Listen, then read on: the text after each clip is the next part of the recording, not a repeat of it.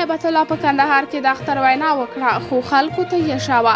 د طالبانو حکومت نن یکشنبه د مې لومړۍ نیټه چې د غوي 11مه ده په افغانستان کې اختر اعلان کړ. د فرانسې خبري اژانس راپور ورکړی دی چې د طالبانو مشر ملا هیبت الله خوند په کندهار کې په عیدګاه جومات کې راڅرګند شوی دی او خلکو ته د اختر په مناسبت وینا کړې ده. خو وايي پرته له دې چې ټول خلکو ته مخامخ شي په لومړي صف کې یې لنډې خبرې وکړې او نورو خلکو ته یې شا کړې وه. هغه په خپلو خبرو کې په افغانستان کې د امنیت او اسلامي نظام ستاینه وکړه او خلکو ته یې ویل بری ازادي او کامیابي دې مبارک وي، امنیت او اسلامي نظام دې مبارک وي. د فرانسې د خبري اژانس یو خبریال ویلي دي چې طالبانو خبریالانو ته اجازه ورنکړه چې ملا هیبت الله ته نږدې ورشي. په عیدګاه کې د ملا هیبت الله خوند د خبرو په مهال دوی سرخي الوتکې په فضا ګرځېدې.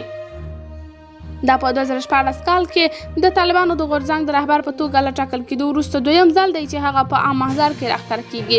راپورونه وایي چې ملا هیبت الله خوند څو میاشتې مخکې د کندهار د دارالعلوم حکیمیه جومات کې هم لیدل شوی و. په عام محضر کې د هغه کم او دا ډول ښکاره کېدو سره د طالبانو په نوي حکومت کې د هغه د رول په اړه شکونه رامنځته شوي دي. ویل کېږي چې هغه ډېر وخت په کندهار کې وي. تر دې دمه د ملا هیبت الله خوند کومه نوي ویډیو او کوم تصویر خپور شوی نه دی او د هغه خبرې تر ډېره په مناسبتي ورځو کې په اعلامیو پورې محدودې وي. طالبانو د 2021 کال د اګست په میاشت کې واک بیا ترلاسه کړ او خپل حکومت یې اعلان کړ، خو لا هم ملا هیبت الله خوند د رسنیو په مخ کې څرګند شوی نه دی. په کابل کې بیا د طالبانو د حکومت رئیس الوزرا ملا حسن خوند په امریکا انتقاد وکړ چې د افغانستان پانګې کنګل کړې او د افغانستان په داخلي چارو کې یو ډول لاسوهنه وبلله.